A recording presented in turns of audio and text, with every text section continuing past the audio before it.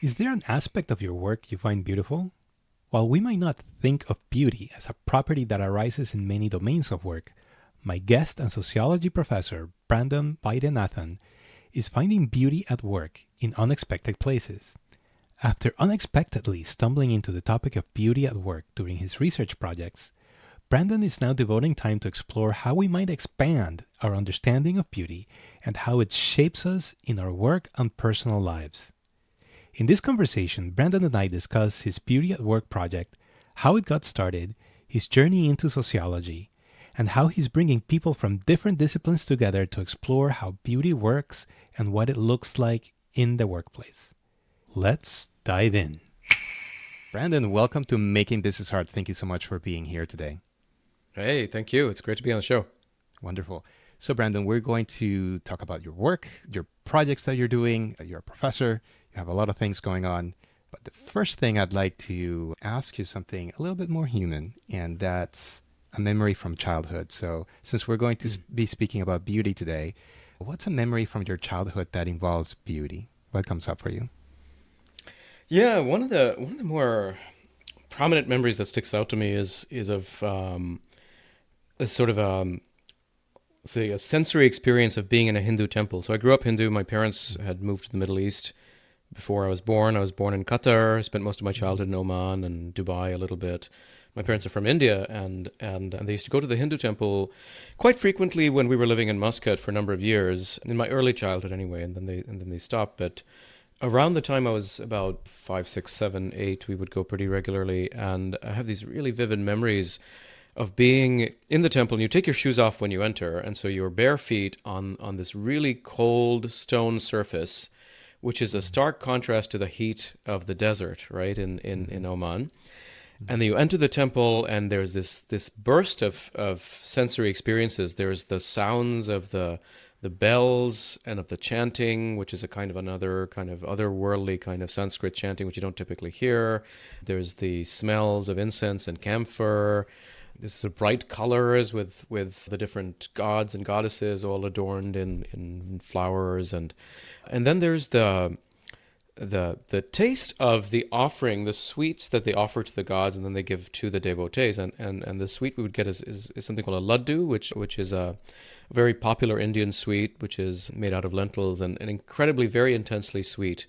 And so putting that in my mouth, standing on the stone surface, listening to the bells and then the chanting and then the incense, I mean, all of that was, for me, an experience that transported me to another realm, and it is something I would consider an experience of profound beauty, which in my childhood there was a lot going on at that time. My mother was developing a severe mental illness, schizophrenia, around that time, and so my home life wasn't very good or stable, and I didn't quite like my school, and so there were these moments like being this moment in the temple is one of them, but there were many other similar moments that would almost convey a promise from reality that there is more, and that you're meant for something, or there's something that reality has to offer you that is good, and it's beauty that conveys that. So that's the one memory that stands out.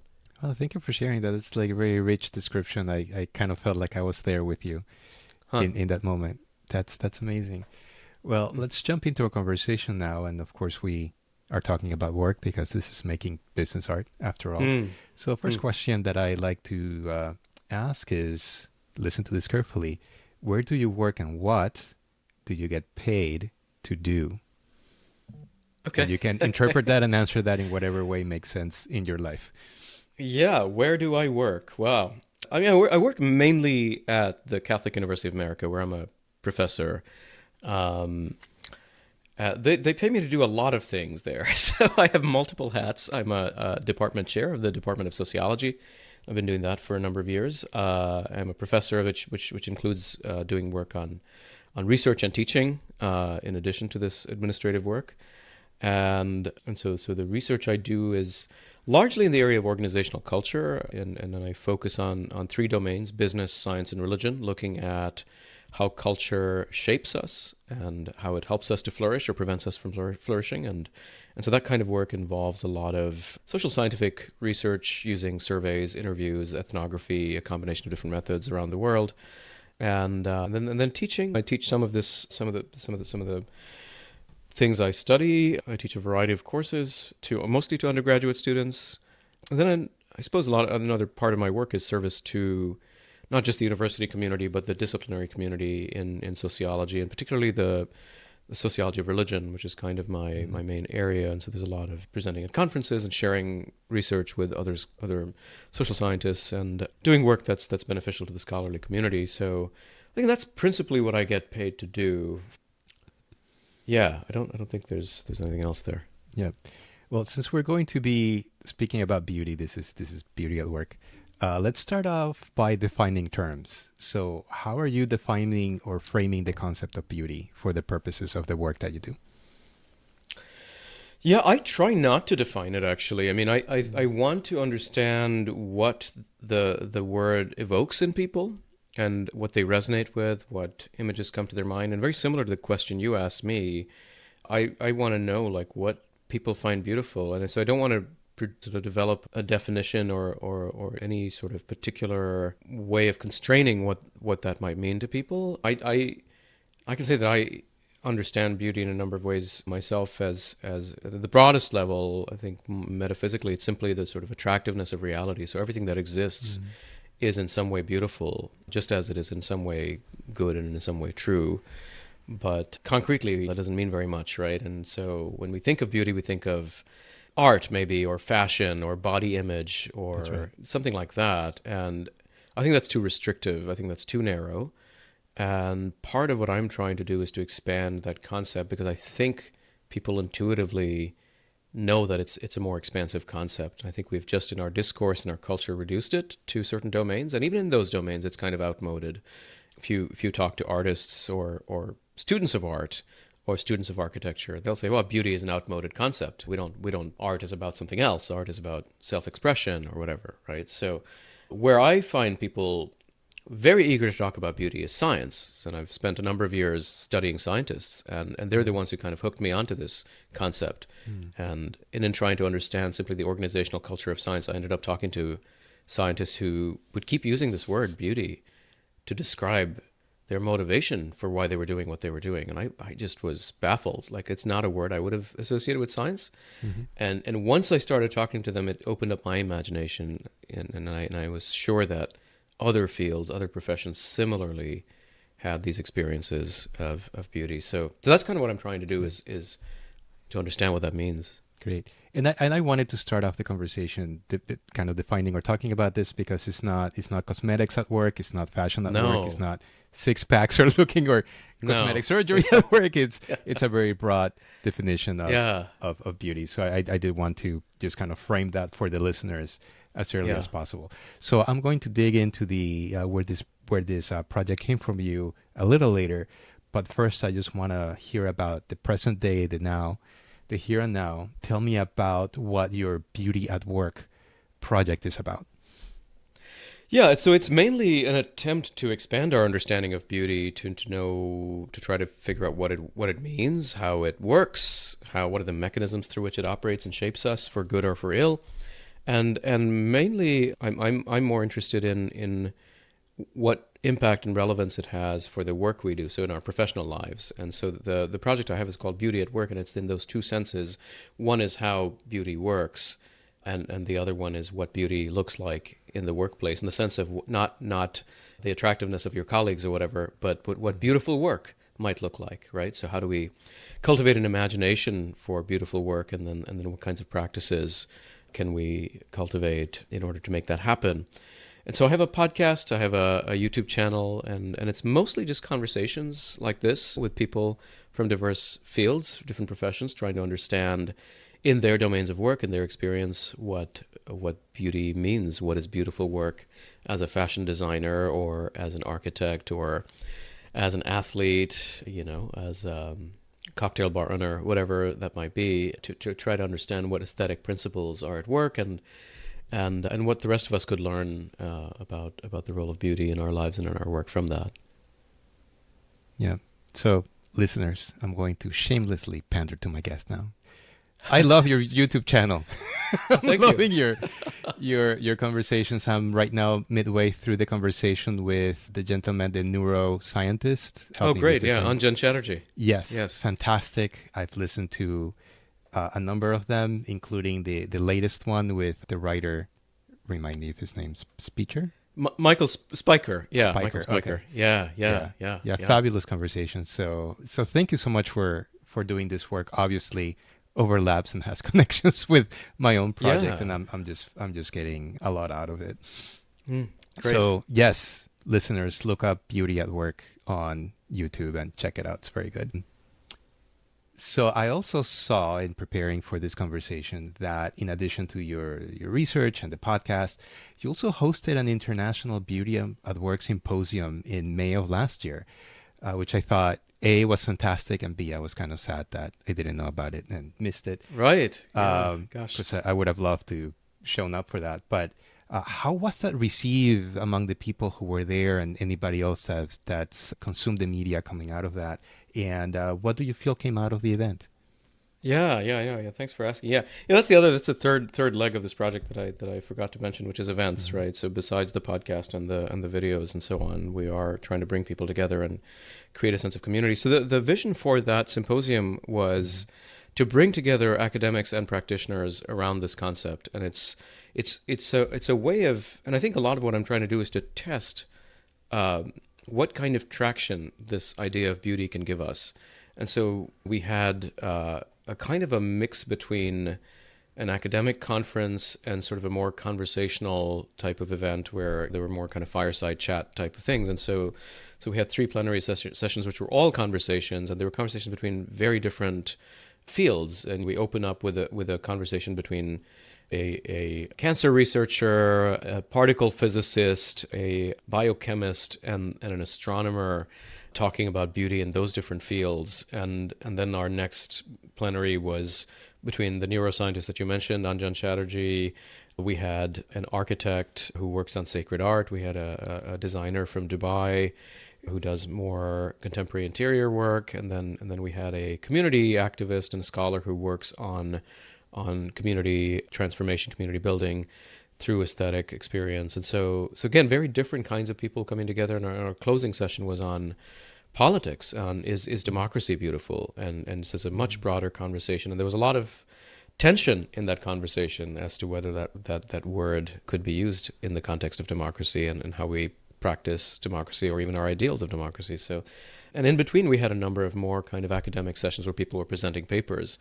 The event, I heard a lot of glowing reviews. I had the other thing we were trying to do during the event was to intentionally figure out how to create occasions for people to connect with each other, which doesn't really happen at academic conferences, because you show up, you present your paper, you leave, and we were trying to sort of be very intentional about who's sitting at what table, have some structured conversations at lunch and at dinner, and generate some ideas from people as to, again, what beautiful work might look like for them, so that they leave the event with not just having consumed something passively, but perhaps something new has sparked in their imagination, but also connections across fields, and people who typically wouldn't sit at the table next to each other were there together. So different disciplines, bringing in academics and practitioners, different ideological backgrounds politically, that was really important to us. And so we've had a lot of requests actually to do a follow-up event, so I'm trying to figure out how to get the funding for that,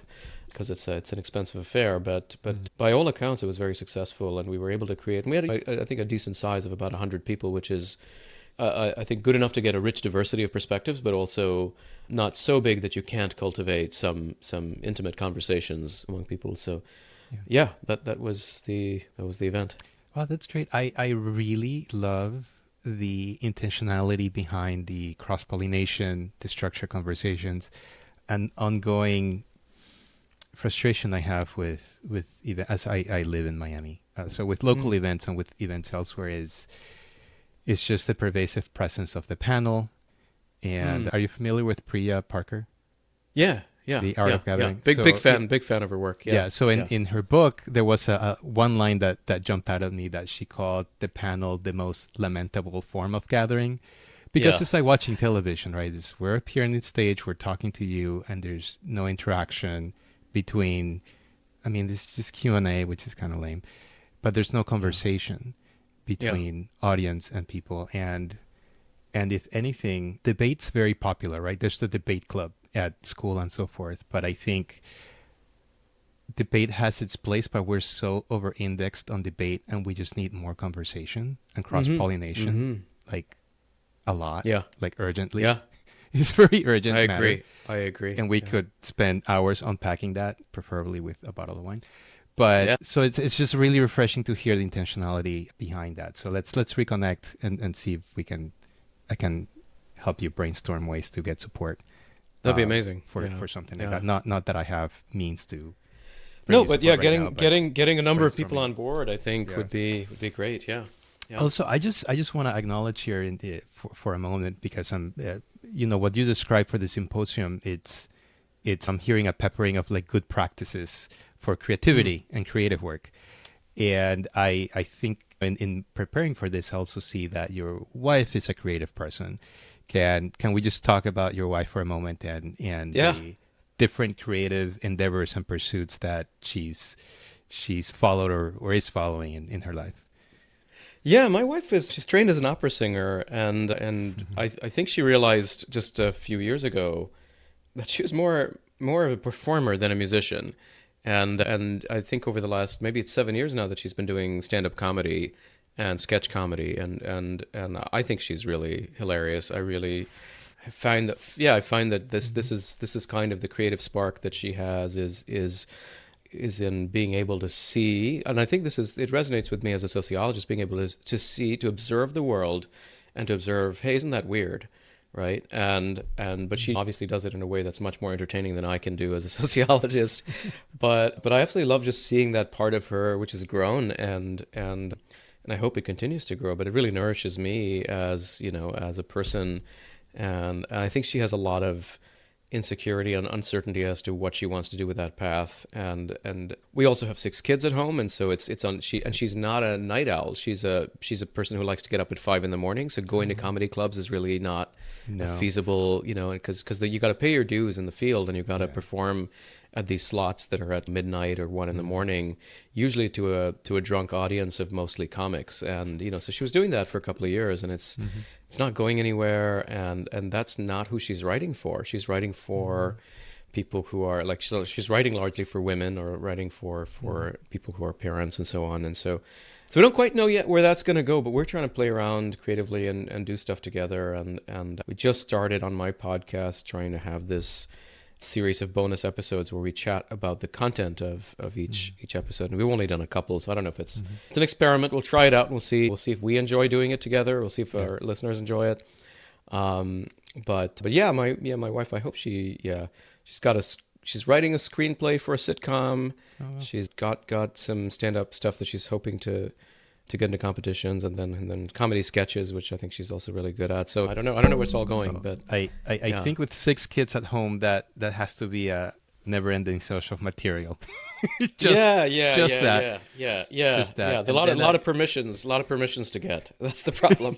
Yeah. Well, the other thing I also found amusing in because you link out to her YouTube channel in your bio on your website, on the Beauty at Work website. I see that she's kind of co-opted the kids in skits and like getting kids to participate in that, and I also saw that you had a tour with a couple of your girls of like finding like eclairs in the Washington area. Yeah. Those were a lot of fun projects we were doing during the pandemic and just after. I mean, we were just playing around as a family with this whole it's fun YouTube thing, and it was a lot of fun. It's harder now with the school routines being back to normal to be able to make the time for that. But I do hope we can continue in some way. Yeah. Yeah. Well, there's so many tools now. Like just these phones are so amazing. Just the quality of audio and video that you can get just out of a phone. It's just mind blowing. It's it's literally we're starting to live in Star Trek. Yeah. Except the social stuff. Like in Star Trek, they figured out the social stuff. So we're not there yet, but technology-wise, we're getting there. Awesome. Well, so with this beauty at work project specifically, yeah, what are some takeaways or lessons learned from the project so far for you? I was hoping by this point I'm about 24 episodes. Well, no, more than that. Yeah, a little more than 20, maybe 26, 27 episodes in. I was hoping to have figured out between the podcast episodes, plus, like I said, the symposium. And we've been doing these salon dinners, which we do every couple of months. We bring people Mm-hmm. together from diverse fields. And so I've talked to about 100 people through these dinners where we talk about, share experiences of beautiful work. I'm still constantly surprised at how much more there is to this concept, and yeah, I thought by now I would have gotten some kind of saturation in terms of, Mm-hmm. oh, people are saying the same kinds of things, but they're not, and so it really points to the sort of the richness and the breadth of this concept, right? And so I think beauty isn't I don't think beauty is in the eye of the beholder. It's not just so idiosyncratic that every human being has their own sort of unique particular thing that nobody else can see things the same way or experience beauty in the same way. Nor Mm-hmm. do I think that beauty is like completely objective. Like there's like beauty is this one thing, right? And there's some people who are Mm-hmm. like very committed to an idea that I know what beauty is, and if you don't agree with me, you're wrong. But I think it could be like a dozen things, or it could be 15 things, right? But I don't think it's an infinite array of things. And I'm trying to figure out what those things are and how that works. So is it sort of a set of aesthetic principles like symmetry, harmony, elegance, and so on, that that sort of strike us in different contexts and different moments, and we privilege one of those principles over others, or there's some combination of principles that stands out to us over others. So what is it about the experience of beauty that we value? What makes us call something beautiful, and why is it important to us, and why does it matter? That's the kind of thing I'm still trying to get at. I can say, like, I have a simple framework I can offer people and say, if you want to, it's sort of an easy way to locate and cultivate beauty in your life, look at 5 things. Look at what kind of beauty you find in the purpose or the why behind why you're working, right? Is there a beautiful purpose, a beautiful vision, a beautiful story? And then you can look at the how of the process, like how are you working? And there are ways in which a lot of us work that are conducive to burnout, that are conducive to emotional exhaustion. And there are other practices we can cultivate that I think we would consider beautiful. And the way of working is, I think, it's pretty, that's actually quite hard, but that it is possible to work in a way that one would say this is a beautiful way of working. And I experience a state of flow, I experience a state of peace, or even being really energized can be a form of beauty. But I think we can all make these judgments around what a beautiful way of working is for us. The other one is the product or the outcome, right? What is it that you're making, and what is it to make something excellently, to make something that is admirable, where there's a certain craft to it, and there's beauty in the people you work with. And again, I don't mean physical appearance. I mean just if you're a teacher watching the light bulb go on in a student's eyes, or if you are a manager or a leader, being able to truly connect, right, with the people that you're trying to serve, and seeing them come together in service of a common purpose, and resonating with something that's like a higher mission, right? So seeing that synergy, that harmony, that sense of connection, feeling a sense of belonging, right? All of those things Mm-hmm. are experience of interpersonal beauty. And then the places, which is a sort of simple thing, I suppose, in terms of like, is there beauty where you can you have access to natural light like you have in the background there, right? And that we're human beings, we're part of nature, and we need nature, and I think we forget that. And so how are we creating environments that are more humanizing, and that are more conducive to who we are, right? And to the nature that we are. So those are some of and that's just a Mm-hmm. simple frame, because obviously there's more, but that's just one tool that I try to offer people in workshops and so on that I do. And that's one of the things I've learned, is that's one way to pattern the things I'm hearing, but not everything fits into those buckets. As I'm hearing you unpack this, I'm just thinking of like several things. One thing that was bubbling up is I just remember years ago, hearing a conversation with Eric Schmidt, who's the former CEO of Google, Hmm. and he talked about in the early days when he first started at Google, feeling, and when he said this, it just really resonated with me. He said it felt like it was a team that was in the same boat, rowing in the same direction really fast. And I Mm. remember I heard that and I was like, that's what I want. Yeah. Like, Yeah. wow, Yeah. that sounds amazing. Yeah. like having that feeling of being in this really high performing team, going in the same direction really quickly. The other thing that also bubbled up, and I was having a conversation with somebody about these things yesterday, was when I read the biography of Steve Jobs by Walter Isaacson. And there's a story in there of Apple. They designed, they were preparing to start to manufacture an iPod Nano many years ago, and they could not find a manufacturer that could produce the device to the materials and the spec and everything. So they built a factory themselves. And this kind of brought a little nerdy tear to my eye, Brandon, because I thought, like, who makes that kind of business decision? Like, that is just rare.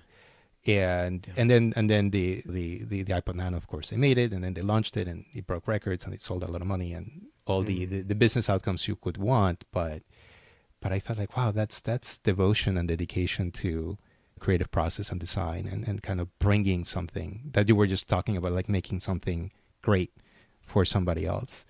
Yeah, and on, man. I listened to a podcast some years ago where they were exploring color. And as part of the exploration, they were discussing how there's some people who have, in our eyes, apparently we have 3 cones in our eyes that detect color, but some people have 4. And so that enables them to distinguish many more shades of color. And so in the podcast, I recall them saying that it so happens that the people with the 4th cone tend to be more women. And somehow they find their ways into like design careers, and I guess shaped by this ability that they have because of their biology and so forth. So I think that also speaks to just the vastness of the exploration of beauty, of like how do we perceive things, and how our sensory surface is similar but also is different, where we're wired a little bit different to perceive and make sense of the world in slightly different ways. So it's I think it's like a never-ending thing. Yeah, interesting. So I just like to take a few steps back from beauty at work and just understand, kind of start to peel the onion and understanding like where you're coming at with this project. So just taking some steps back. So tell me a little bit more about your areas of focus as a sociology professor and director of the Institutional Flourishing Lab at the Catholic University. Yeah, sure. Yeah, I mean, I think I started out my career, actually, even in my undergrad, pursuing basically the same thing, which is the meaning of work, or meaningful work. I suppose they're 2 different things, right? Because one question is, does work have any kind of meaning in an objective sense? And the second one is a bit more subjective as to what makes work meaningful for people. And right from, I mean, I started out in computer science, just like most Indians who go to North America. And I quickly realized that I'm not interested in machines. I'm interested in people. And I wanted to understand people and how they worked and why they did what they did. And really what I thought I wanted to do was philosophy. But I could never convince my dad to pay for a philosophy degree. So I stuck with a couple of business degrees. And I was, throughout that process, doing mostly academic work, trying to understand how people worked, and more kind of from not a psychological perspective, but trying to understand the role of culture, right? What happens when people are together, and why are there, whether it's cultural misunderstandings or whether there are conditions at work that make it difficult for people to live out their commitments, or ways of working, ways of looking at work, of thinking at work that people have taken for granted. Scripts such as work is just a means to an end, it's a necessary evil, etc., and you have to make moral compromises and so forth, right? So how does all that come about, and where does it come from? How does it affect people? That was the kind of thing that I started getting into. And so by the time I was doing my master's degree in business, my professor said, look, you really got to be, you need to be getting into academia and doing more academic research. And the project that I did for my master's thesis ended up being, I realized, a sociological study where I was looking at call center workers in India, trying to understand how they negotiated tradition and modernity as they're working throughout the night, pretending to be in some other country in the UK or in the US, and then sleeping during the day, and what happens, and what is the disconnect that happens between their sense of identity and place and who they are and what they're doing. So I learned that the tools I needed to do that kind of work were in sociology, and that's how I ended up pursuing a doctorate in sociology. And I studied with a sociologist at Notre Dame who was pursuing this idea of multiple modernities, the idea that modernity is not just one thing. It doesn't affect the globe in the same way, but there are different starting points, and they're going to lead to sort of different kinds of trajectories. And that's sort of what I was seeing in India. It wasn't this kind of homogenization where everyone's going to look like the West. And this particular professor, his main area of interest was the sociology of religion. It was not something that I was at that point necessarily interested in. He was doing these large-scale studies on American youth and religion, so the religion and spirituality of young adults in the United States as they grow from the ages of 13 to 24, what happens to them, and how many of them remain in faith traditions, how many drop out, and why, and so forth. To get paid as a research assistant, to be able to afford my rent, I needed to do these kinds of projects, and I'm really glad I started learning about this field of work, which was not my primary interest at the time.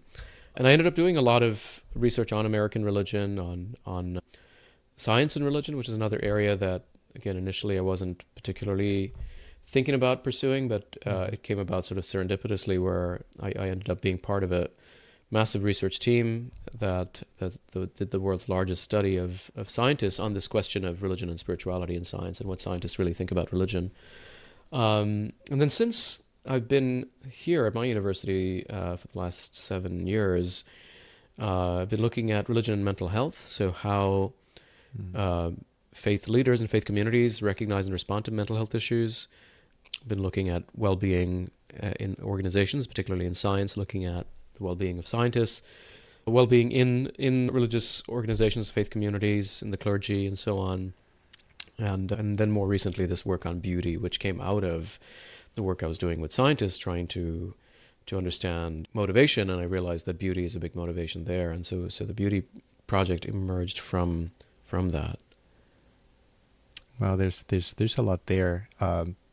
Just to touch on the mental health piece for a moment, have you done any exploration or encountered absorbed material that discusses moments where in different wisdom traditions or forms of spirituality, there's aspects of mental health that we really need help and some sort of professional attention, or medical or otherwise?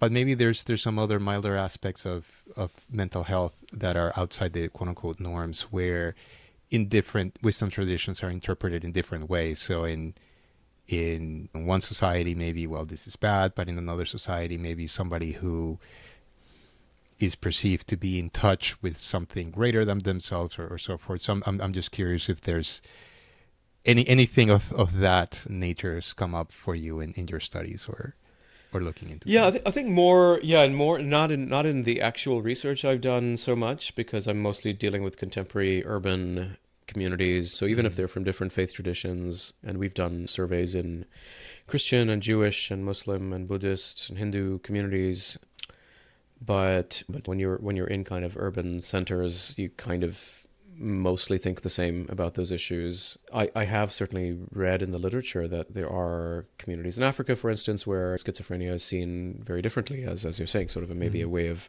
getting in touch with the divine. And then the other side of it is, of course, the demonic, right? So seeing mental illness as a kind of demonic possession or as a punishment and so on. And that's also, I mean, it's less present now than it used to be, but there's still that kind of belief. And I think there's a bit more division around depression, actually. How do you deal with depression? Because is it a medical issue or is it a spiritual issue? I think with something like schizophrenia, people are able to say, all right, that seems to be more chemical imbalance. And even some of the more stereotypically conservative religious traditions like Pentecostals, we're seeing leaders would say, yeah, that's medical, you need a psychiatrist for that. But around depression, there's a lot of people thinking that this is totally an issue of the soul, and therapists are just causing problems here. And there's a lot of mistrust of mental health professionals in various faith communities, particularly around that issue. Or the belief that our community has no mental health issues, and I've heard that from some faith leaders. And so there is, on the one hand, it seems like there are high levels of mental health literacy in faith communities. On the other hand, there are also among some faith leaders some suspicion of mainstream psychology or of mental health practitioners. And I think that interface between the professionals of mental health professionals and the mental health community and faith leaders, that needs a lot of work, because there isn't that kind of mutual dialogue or understanding. It seems more that the mental health experts have all of the knowledge, and the faith leaders needs to just shut up and listen and refer people to us. And Right. that seems to be the perception. And, Well, yeah. I was just having a conversation last night where the person mentioned something that I had come across before, and I don't know where these numbers come from, but something like about a third or 40% of people, at least in North America, for instance, have had some sort of mystical experience, but they don't really discuss it. And Right. that makes you wonder, like, where does that fall in the spectrum or category of, is there something that might be labeled Yeah.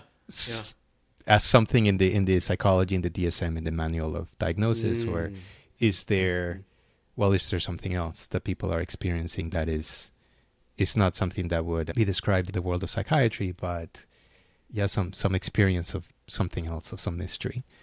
I was chatting with somebody about this precise Mm-hmm. issue, and he was telling me that this is actually he's an abbot in the UK, and he's written this book on transcendence. And I think he was talking about this with a colleague of his who was a psychiatrist, who said, I have a lot of Gen Z kids coming to me who are concerned that they're experiencing some form of madness, and what they're describing is experience of transcendence. And the problem is they don't have the language, and they don't have the religious sort of community. They don't have that conditioning that would help them to be able to put some words to that experience. And so they think that they're losing their minds when in reality they are experiencing, perhaps something like a mystical experience, and they just don't know what to do with it, because there's no kind of container for that. Yeah. Well, it's also interesting to me, like, how at the end, whatever's happening, how it shapes somebody's life. So if somebody thinks they saw Jesus on a piece of toast, or Right. or the very famous visions of the Virgin in Fatima, or so forth. Mm-hmm. Did that happen or not, or what was it? That's one question. But then did it shape somebody's decisions and how they live life, or the choices that they make in life in some way? And I think that's also an interesting space to understand, or to get a read on, well, what's happening, and what does that mean for people, or what can it mean for people. Related to that, while we're on the topic, there's also a trend that I've seen the Pew Research Center discuss and track of this trend of more people kind of letting go, or leaving like more formalized religion behind, but then identifying more as spiritual. So the spiritual non-religious phenomena, that nuns, I think, Yes. N-O-A, Yes. N-O-N-E-S. Do you have any thoughts or observations on that? Yeah, it is growing. I mean, I think for a while, sociologists used to think that, believed in this idea of American exceptionalism, that religion in the US is deep-rooted and very strong, and because we were not secularizing at the rates at which we were seeing Western Europe decline in terms of religious affiliation and participation. But now it's without a question happening, even in the more kind of traditions that were seemingly immune to this, like the Mormons, the Latter-day Saints. Even there, you're seeing huge rates of disaffiliation among Gen Z. So very clearly, religion is on the decline in terms of mainstream religion, and I think part of it is certainly the kinds of various scandals that you've seen. When the Catholic Church is probably the most famous, with the sex abuse scandals, and so you lose trust in institutional religion. You can see that these communities, these institutions are not living up to what they're preaching, and they're in fact covering up.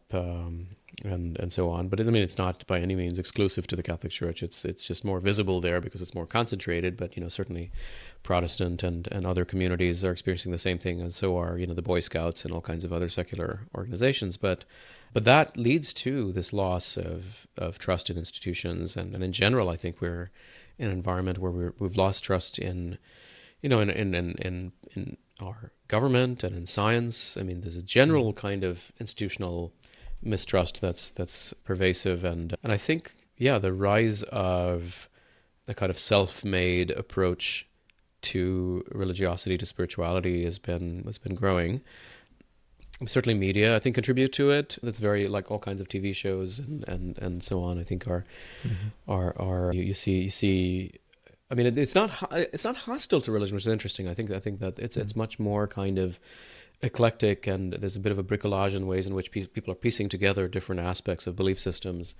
And yeah, it is interesting to see where it's going to go. I don't know, in the absence of community, right? That's what you can't pass on a tradition, you can't pass on a way of looking at the world without a community. And so I don't quite know what's going to happen as this moves forward, Hmm. because even if people develop their own esoteric religious practices or spiritual practices, it's not really clear how they would communicate that to the next generation.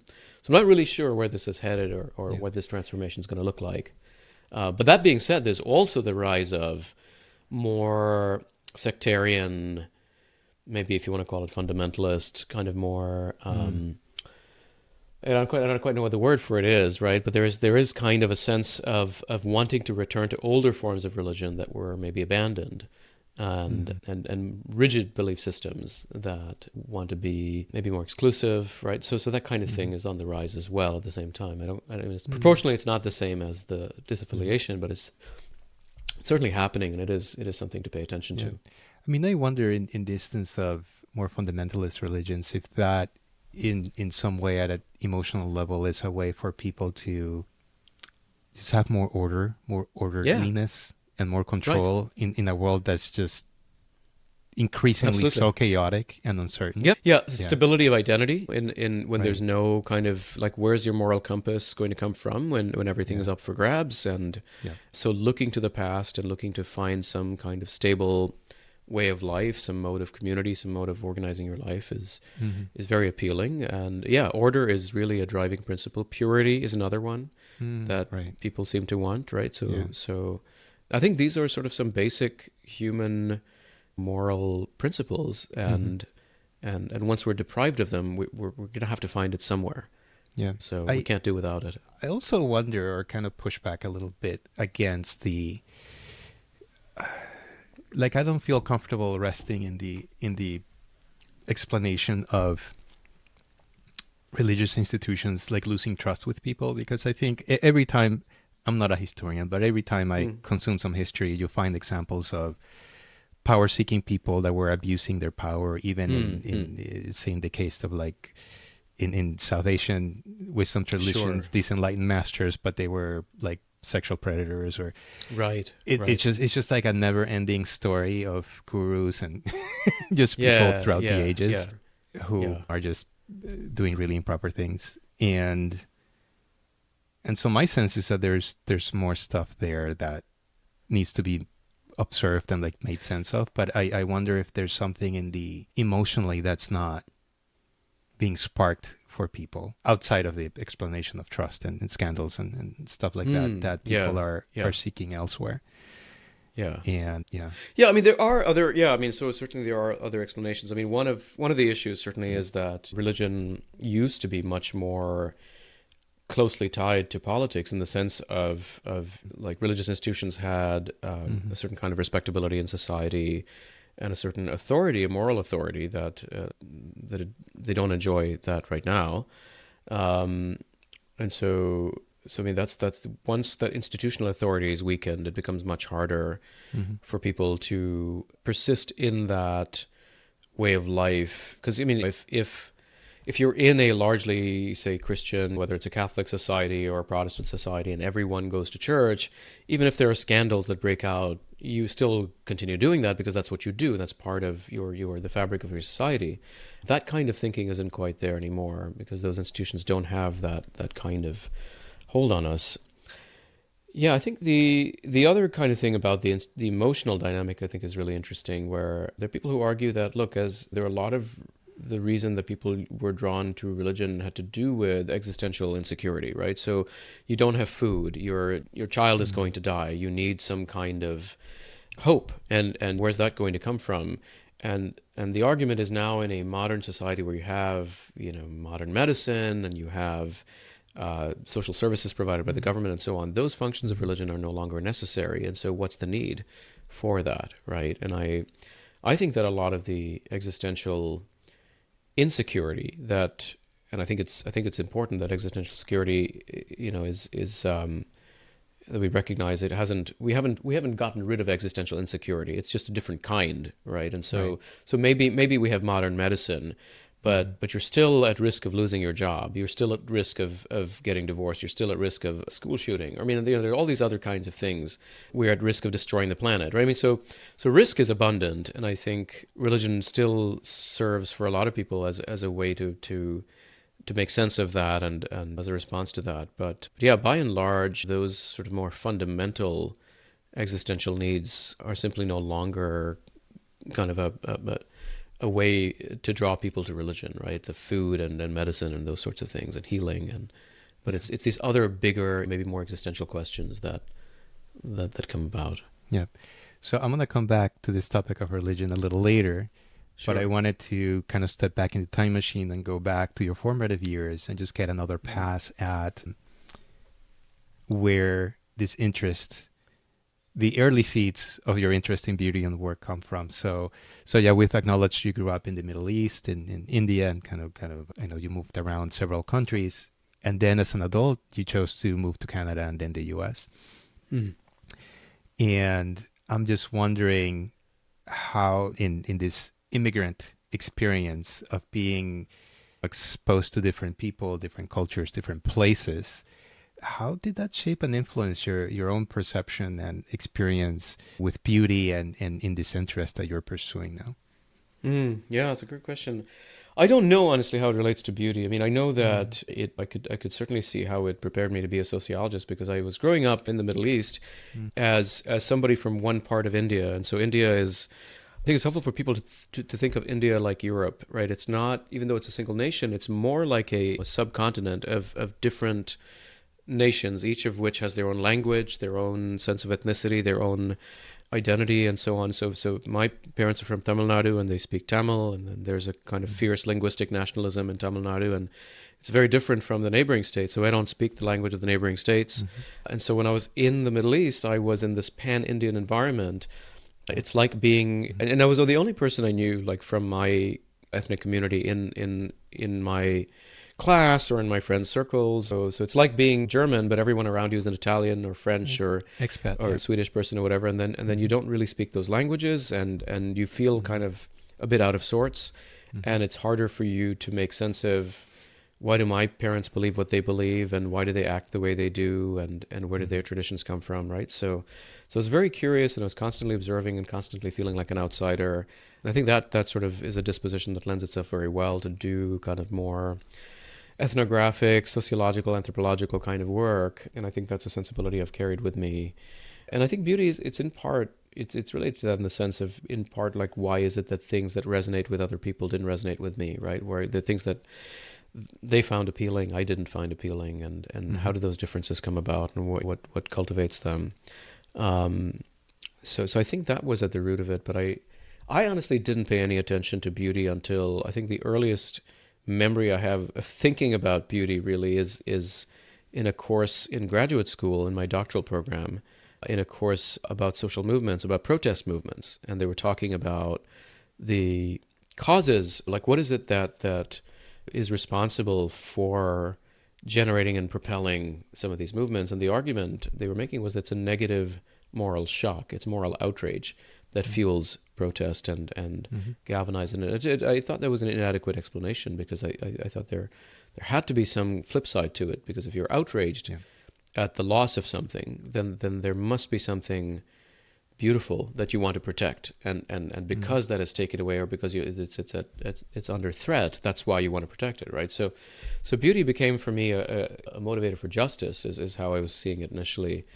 But it really wasn't until I started talking to scientists that I started paying attention to it. And then now looking back throughout Mm-hmm. my childhood, I can see those moments that I've had. But it's become really a window for me to, it's in some way an antidote to contemporary sociology, which is all about critique. So sociology is about pointing out what's wrong with the world, right? Mm-hmm. And how oppressive power structures are responsible for all of the problems we're facing, right? So you have a family member who has a severe mental illness, they can't get the care they need. Well, you have to uncover the problematic social structures in our country that have created this situation, right? And so It's totally fine. I mean, I teach that. I understand that perspective. It's just not enough. And there's a way of looking at the world in which you recognize that it's not only filled with these problems and these problematic structures, but it also contains beauty. And I just didn't want to continue pretending that didn't exist. So that's kind of what's been driving me lately. Yeah. I'll just share, I was trained in anthropology, and I went to a liberal arts school that was very challenging, and in the sense that they really taught you to think and to look at source materials and to do a lot of critique.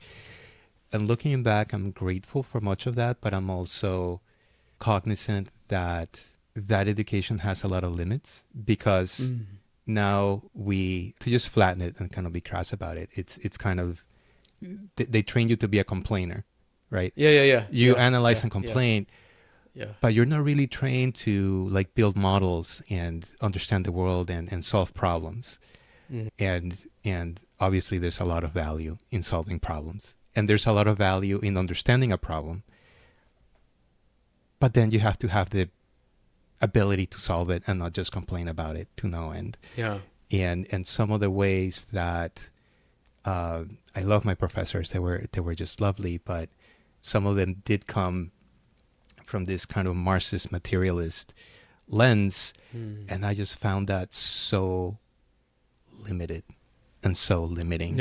And I was like, no, bro, I can't hang with you in this explanation. Like, there's more. He's like, no, it's this thing, this labor, you know, this Marxian type of explanations. I'm like, no, there's more. I just could sense that there's more, but you just don't have the words and the tools and the things to articulate it and make it clear. But it's unfortunate, and I think it on one hand, the social sciences have this way of working against themselves, unfortunately, where there's some valid critiques about social sciences, but then there's some critiques about the critiques that I don't think are discussed very often or very much. Because as much as physics or biology or chemistry can make very predictive descriptions, and obviously we have phones and rockets and whatnot, you know, all byproducts of all these hard sciences.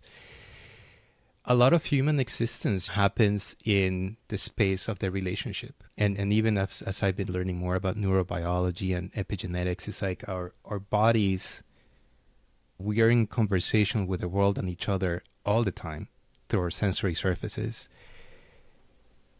And our bodies respond to that.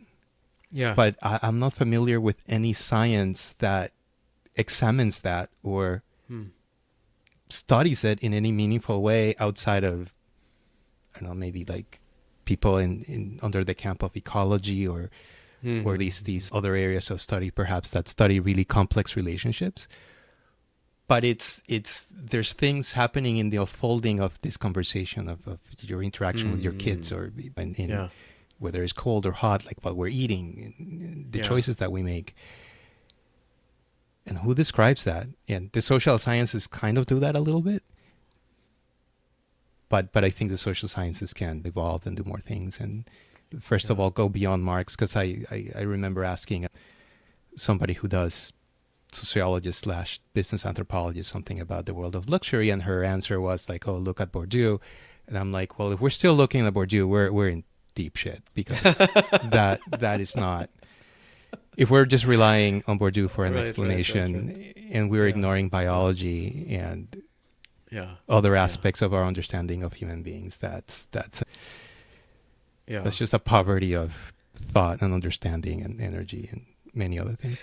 Yeah, I think your point is something really important, which is that we don't really have a kind of like an adequate, because it really would take I don't know if interdisciplinarity is the right word, because that's again not, I mean, it's overused, right? But a coming together of, I mean, I think you do need Marx and Bourdieu, but they're not enough, right? And I think that you need some way of being able to preserve what insights are valuable from their perspectives, but also connecting that to applied ecology and neuroscience and so on, and not pretending that we're just simply these sort of social dupes, right? That are, you know, completely reproducing social structures or whatever, right? And recognizing, Yeah, like where a particular lens or perspective is helpful, and Mhm. where its limits are, and then what else is needed in order to flesh out that picture. Yeah, I mean, I think yeah, because there's a lot of work on say the microbiome and how that's affecting us, but that's I don't know if anyone's connecting that to like, well, how does Yeah. that relate to our relationships, Hmm. and how is that also in interaction with our society, like the social Hmm. environment and the Well, for anxieties produced. example, Yeah. if you just indulge me here in a nerdy story, some years ago, I think over the pandemic, I read this book, Breath by James Nestor, and he's like Oh yeah. a science journalist, Yeah. and in fascinating book. If you're a curious nerd like me, highly recommend it. Yeah, I read a summary on the sort of next big idea club. I think Yeah, yeah, I so listened to him. Yeah. basically, he's pursued the investigation of breathing because he has like asthma and like snoring Mm-hmm. and Yeah. problems, Yeah. just breathing problems. Yeah. And basically, what he's uncovering and describing in the book is how humanity, when humanity in well, in the parts where humanity started to rely on agriculture and eating softer food, it over generations that weakened the muscles in our jaws and it shrunk our jaws.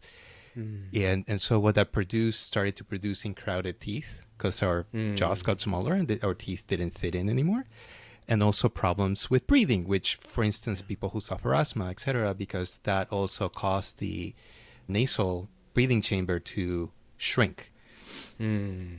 And I just found that really fascinating because his choices made dozens of generations ago by people to eat these foods that, of course, you want to eat those foods because they're faster, they're easier, Mm. you have more control, and all the good reasons why you might want to rely on agriculture back in the day.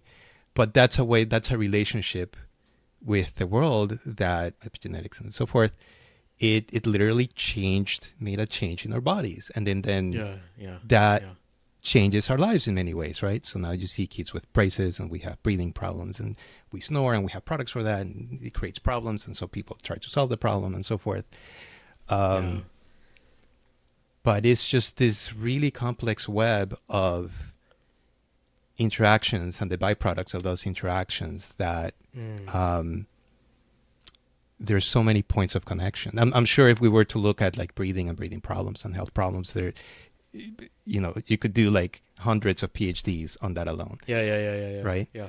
So, so yeah, I'll push back. I don't know that we really need Marx and Bourdieu. I think we need way more than that because I think we still, in the social sciences, rely on those thinkers to make sense of things, and I just don't think that they're useful anymore. We really need to go like way beyond Yeah, that. I mean, But I like Bourdieu for certain things, right? I mean, I think like the concept of cultural capital, I think is really just crucial for a yeah, lot of people right. who think that. I mean, there are a lot of people who are very individualistic and think that, oh, if you pull yourself up by your bootstraps, you can make it. And then we're like, Yeah, look at how poverty is reproduced. I mean, it's very mm-hmm. clearly not the case, right? So, Mm-hmm. but yeah, he is a determinist, and he's only interested in explaining that kind of reproduction. But there's so Mm-hmm. many other things that are Yeah. happening besides that, right? Yeah. Yeah, but what happens with people like Purdue? I'll get off this, but I just have Sure, to sure, say sure, this: sure. is that the way that they made sense of the world around them is tied to time and place. So it's Hmm. tied to a context, and that Mm-hmm. context no longer exists as such. Mm-hmm. And it's also very problematic to just copy and paste what makes sense in one time and place to another time and Sure, place. sure, And sure, I've seen sure. this in the Yeah. world of work a lot, and Yeah, yeah, yeah. it's Yeah. it's not a good practice because Yeah, yeah. it doesn't yield the outcomes that you really want and desire. So Yeah. I'll say that. But let me just go back and do one more pass at your formative Sure. years, Yeah.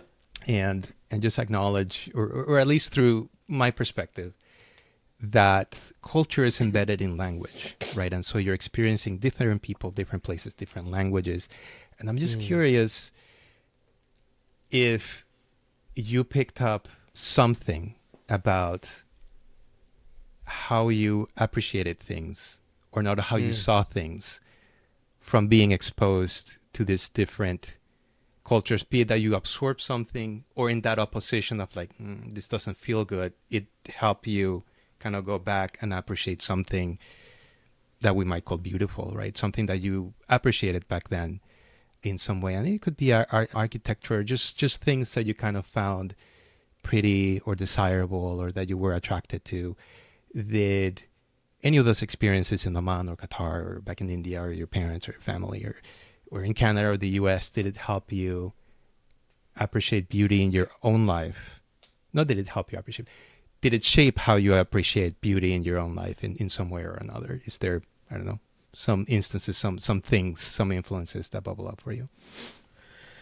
Yeah, it's tricky because I think a lot of I've come to read my past through anachronistically, right? So I mean, I can look back at people I knew in my childhood, and maybe back then I didn't have an appreciation for them or the things that they liked, but I do right now, and I can see. I mean, just for instance, the ways in which the families have their own traditions and their own kind of aesthetic sensibilities, and I had this vivid memory of when I would have been younger than 4 years old, because we lived in this small, I don't even know if it's a town or a village in Oman called Sumail, and it was about 100 kilometers from the nearest city.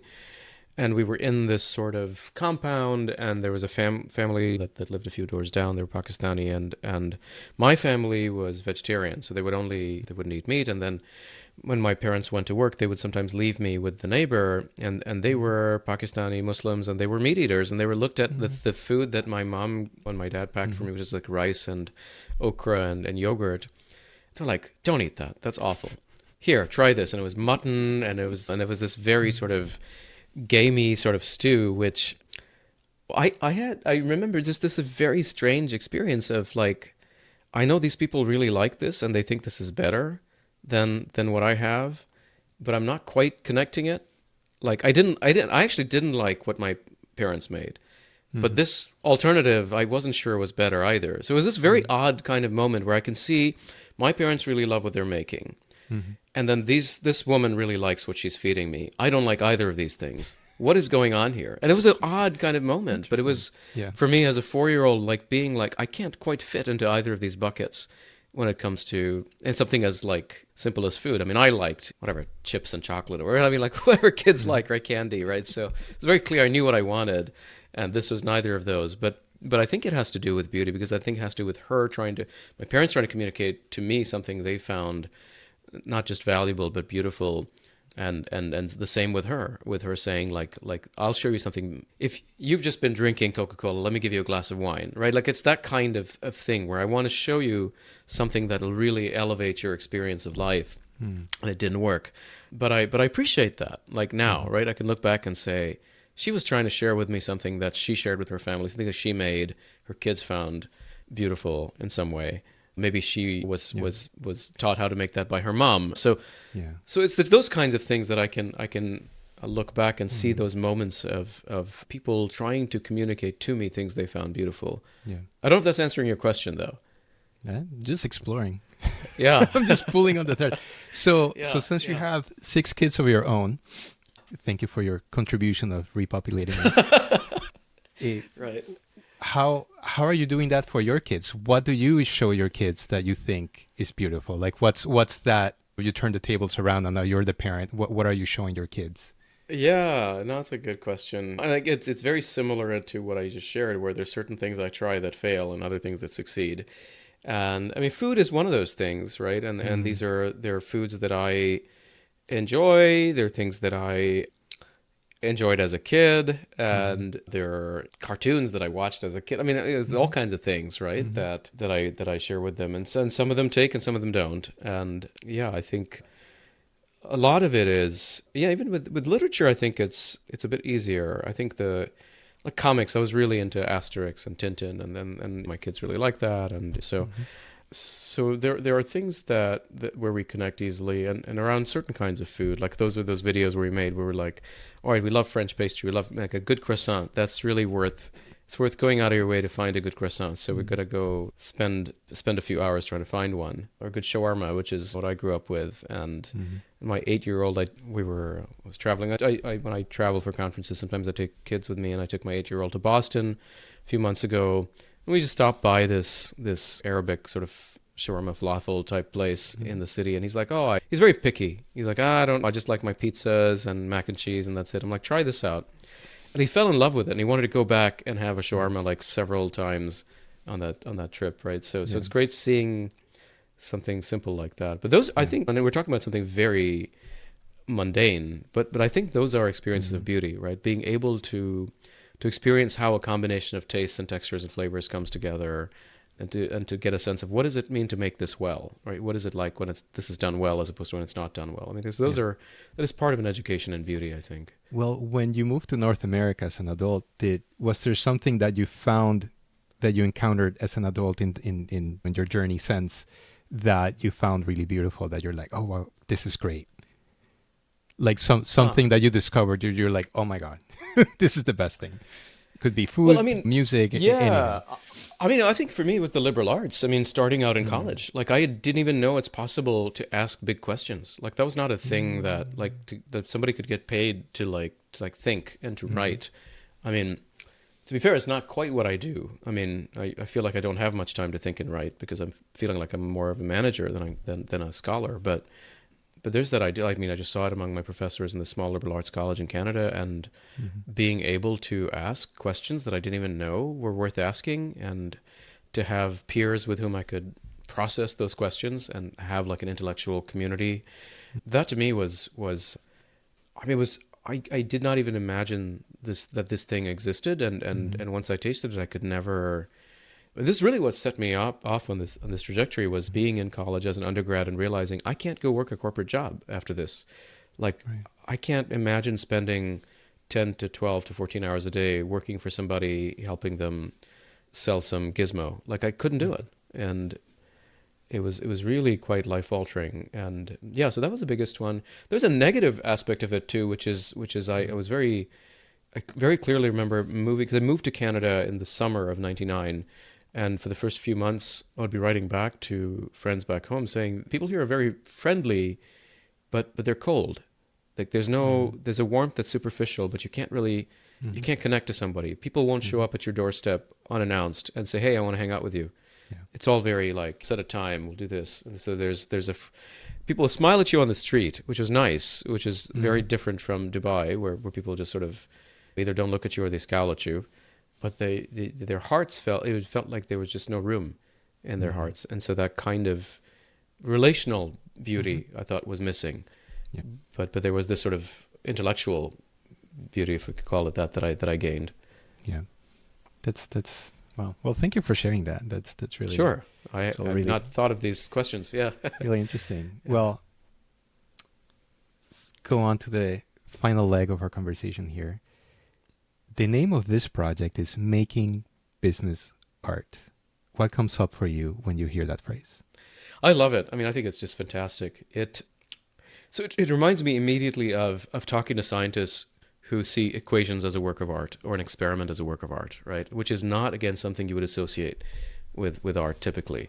And business is not something that we can talk about the art of business in the sense that it's okay. There's a science to it, and then which is like all kind of the rational execution or whatever, and then there's the art of leadership that people talk about. But you're not talking about the art of leadership, and you're Mm. talking about making business art, which to me has the same kind of resonance that I see scientists have, where you have this thing which is very methodical, very systematic, seemingly very analytical, and you realize that there's an aesthetic dimension to it. There's an aspect to it that is not just cold and calculating, but it has a lightness to it. It has a freedom to it, and yeah, and it's somewhat also. I mean, to maybe move in the romantic direction, is an expressive aspect to it, right? Mm.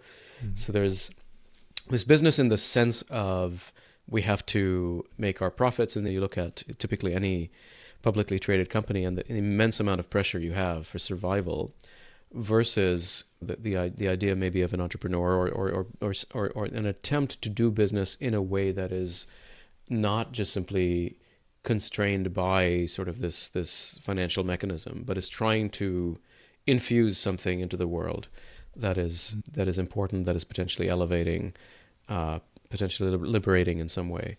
Those are the kinds of connotations it brings up for me. Yeah, nice. Well, part of how I frame this project, the Twitter size framing, it's about making our work more meaningful and enchanting for Mm. ourselves and the people we serve. And there's something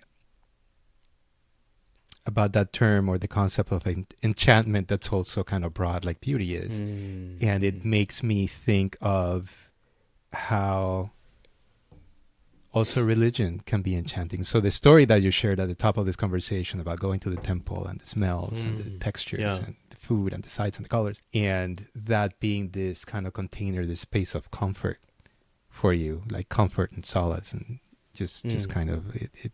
I mean, I could kind of really read the emotion that was coming out of you while you were describing that. So I want to see if we can connect some dots. We can map some things, so we can let's see how this unfolds. Yeah. But do you? I mean, as somebody who obviously has thought a lot about religion and how people practice it and so forth, do you see any parallels or overlaps between the meaning that people made at work and in their spiritual life, right? And that might be belonging to something bigger, or devotion, or faith, or community, or anything else that is also at play in the world of religion. Any thoughts?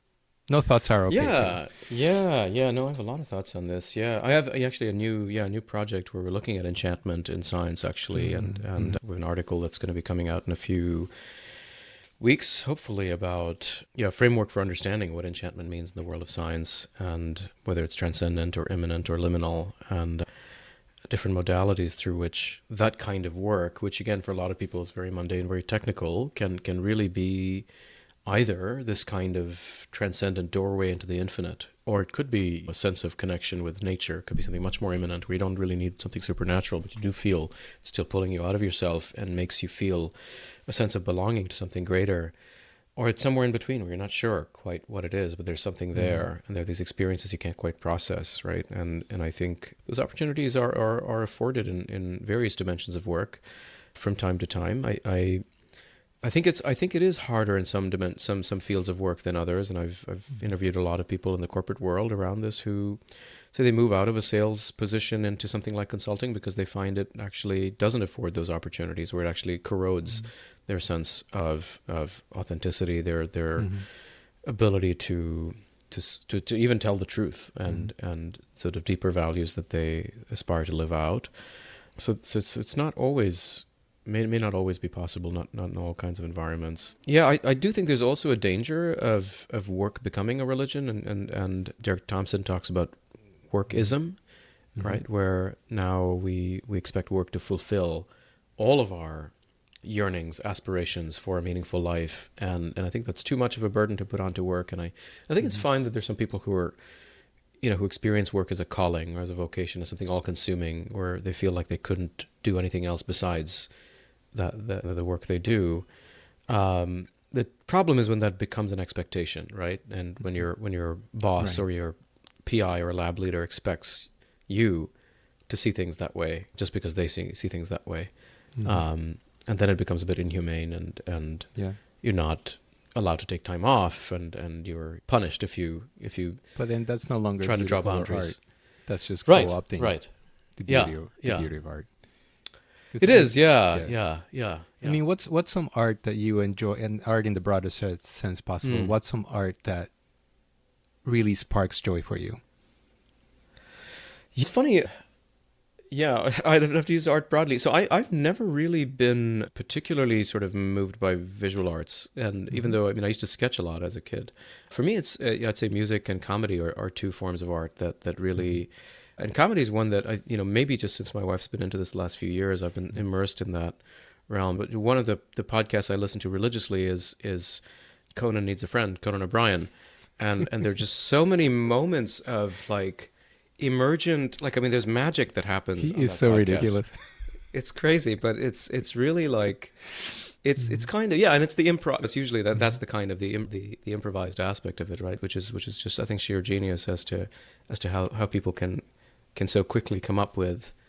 It's like a musical harmony, right? Where you have a line of music, and then you have these other notes that really work really well, and they lift something, they lift a situation and take it in a direction that you would never have expected it.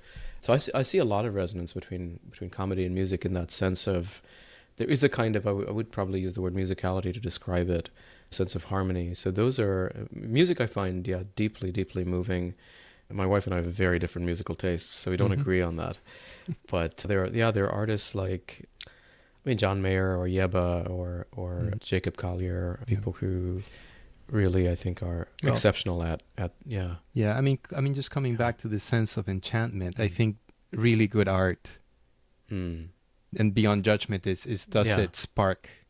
something for? Are you enchanted? Are Yeah. you Yeah. Yeah. Yeah. like holding your To me, breath there's or right. feeling Yeah. euphoria or something? I mean, it's Yeah, yeah. I mean, for sure. I mean, I think yeah. For me, like music has been, I think, one of those things where, when I was a teenager, 18, 19, I converted to Catholicism, and I think it was mm, largely through music. I mean, I had a profound personal experience mhm, of I would say communion with another person, but I think it was in the context of a community where there was a lot of music, and it's through experience of music that I found were just so profoundly beautiful that I was like, there has to be something beyond that is speaking to me through this, that is sort of a reaching out to me through this, through the purity of a certain harmony, or just the possibility that a certain chord progression could move in a certain direction, mhm, and I could just never like. I didn't even think that was possible, and gosh, so it is for sure. Enchanting is the word, because it is magical, and it mhm. is transporting in the sense that I mentioned earlier on. Right, it pulls you out of yourself, takes you to another realm. You realize that the way in which you saw the world was too small, and there's something much bigger, and there are more surprises to be had. Yeah. Well, and hearing you just share that, it also the other thought that's coming up for me is something that kind of allows you to exist and be in the world in a different way, if it's even for a small moment, like a song, Yeah, yeah, yeah. or in a bigger way. I'll share the undergrad where I went to school. It's called New College of Florida, which right now it's experiencing some political issues, unfortunately. Huh. But I was very attracted to this place because it's a school where it has no grades, so it's pass fail. You get Wow. written evaluation, like detailed written evaluation from your Yeah, professors. Class sizes were yeah, like 10 yeah, people, so 10 to 1 professor yeah. to student ratio. Huh. And it didn't quite really have a curriculum. You designed your curriculum with supervision of like an advisor, and this is undergrad, right? And Wow. I think that to me, for the first time in my life, at that point, I felt like it was like an oxygen mask. I felt Wow. Yeah, I yeah, can explore my curiosity, yeah. and it just gives the student who can engage with that, because it's not for everybody. You Correct. really Yeah, have to be yeah, yeah, yeah. self-driven and motivated. People who need structure do not do well there. Yeah, yeah, But it was a way to explore your curiosity, your passions. You're not competing for grades. It's not about that. Of course, it's humanity, so there's status seeking and competition and all of that in its own form. yeah. But it was just really freeing. And then the professors, again, honoring my professors, who just treated you like a Mm. colleague. And Mm. looking back at the bullshit that came out of my mouth back then, just with a lot of compassion and respect and care and nurturing. Yeah, yeah, And I really connected with your story about being able to explore questions and ask these big questions, because yeah, wow, it's just like you just it's like you add a new wing to your house. It's just you just have like yeah. a Huh. different way of being and existing in the world, that's like refreshing and engaging, Yeah, if that's your yeah, thing. So that in yeah. itself, it's like that has been like a lifelong gift of how to be in the world, Mm. and just know, there's spaces that are Yeah, different. I don't have to, live in this trap of, what I've been yeah, told. Like I yeah, can go out and make my own structure, you know. yeah, yeah. Um, so that's also, and I could hear it in your description, like that had its own enchantment that's been, Absolutely. gosh, like Yeah, yeah, yeah, lasting, right? Or it can be yeah, just yeah. a song that just makes you smile for 3 minutes. Sure. Yeah, I think there's degrees. I really do Hmm. think, yeah, both with beauty and with enchantment, it could be simple or it could be profound, right? And it could be, there's so much variation there. And I think those are all valuable, right? Even the smaller moments are, I think, very, very important. Yeah. So let's just land the conversation Sure. back to beauty at work. And I just want to shout out that you recently published a workbook. and I bought Yeah. it. So thank you. Oh, wonderful. Thank you. Thank you. I appreciate the applied nature of your project. So Great. deep It's the first appreciation time for that. I've tried that, so I'd Yeah. love your feedback. Yeah, because And I've and never. also Yeah. for your other colleagues in the social sciences who are haters, which I'm sure you have some. Boo. Boo to you. Keep Right, going, right, Brandon. You're right, doing right, good right, work. right, right. So yeah, let's just land this with some, yeah, what would be some practical advice or tips that you would share with somebody who's like, gosh, I just really want my work to be more meaningful or beautiful and enchanting and so forth. Some Yeah. guidance here for the listener. What do you have to share? Gosh, yeah. Well, look, I mean, yeah, the five, I don't know if it's pillars or principles or whatever that I'd given earlier, right? I think would be a helpful practical way. So if you really, I mean, first of all, I mean, I don't know if the word beauty is going to resonate for everyone. There's a lot of baggage that it carries, and maybe it doesn't evoke anything for you. But if it does, and if you immediately either beauty is something you see in your work or something you desire to see in your work, try to articulate what that is, where it happens, when it happens, right? What does it mean currently for you to find beauty in the work you do, but also what would a more beautiful work life look like for you, right? And it doesn't have to be solving all of your problems. I don't think beauty can solve all your problems, but I think we can still say, I would like it to be more beautiful than it is now, right? If I put myself on a scale of 0 to 10 and say today, I would say today it's at 3, what would it be like 6 months from now to be a 4? And maybe that's all you need, right? And let's start there and try to articulate what that could look like and make that happen. There's certainly obstacles. Let's figure out how we can overcome those, or ways to sort of be more attentive to beauty. But yeah, look for it in the purpose. Why do you do what you do? Is there some beauty there? And the people that you work with, how can you find occasions to work with people whose company you find beautiful, right? And for me, that's a big goal for me this year, is just to work with people whose company I find beautiful, and where we can make something beautiful together. And in the process, right, and how you work, maybe don't do certain things that you're doing. If you're distracted all the time with your email, like, do some deep work. I mean, there's simple things that other people have talked about. I'm not reinventing the wheel here necessarily, but all those practices, I think if you start putting a few of those together, try to figure out what it means to do something really excellently, not perfectionistically, but excellently, and then take a plant into your work, like take a walk a couple of times during the day so you have some nature and sunlight. I mean, all of those practices, I think, can make you say at the end of the day, gosh, today was a more beautiful workday because I did 2 or 3 things, right? And then that can open up the creative energy for other things. Maybe it means you start something new. Maybe it means you launch something different, create a different line of work. I don't know. It could open up opportunities for you to think creatively. But I think a lot of us are suffocating in the work we do, and this could give us the kind of that sense of fresh air, that ability to breathe, right? So to find a set of these practices that you can do that can help you to nourish you a little bit, and that may be all you need as a first step. And I'm hoping to try to create a community to bring people together. I don't quite know what forms it'll take. Maybe that symposium. There are a lot of people around the world who seem to be resonating with this concept of beauty. There are others who are doing their own. They've got their own initiatives. There's Michael Spiker's Aesthetics Research Lab. There's Pauline Brown's Aesthetic Intelligence Labs. There's Anjan Chatterjee at UPenn. There's a beauty movement that's happening in Portugal. There's all kinds of things. The House of Beautiful Business in Germany. And so I think people around the world are resonating with this concept, and I hope to try to bring some of these folks together as well, some of these movements together, and I think we could figure out how to transform work and make it a bit more beautiful. Yeah. Well, I kind of landed on this insight some years ago that there's no work life. There's just life and how we spend our life and where we put our attention and our time. And I think part of making business art is just it's about the art of living, right? It just so happens that we spend so many hours of our life, of our day, trying to make a living in this made up thing we call money. Right. That can, what do we stay alive for? And can we amp that up and make that beautiful and enchanting? Yeah, absolutely. Yeah. Well, we have reached the end of our conversation, so now I'm going to do a quick lightning round of a few fun questions, and then I'll open up the floor for you to share what you have going on.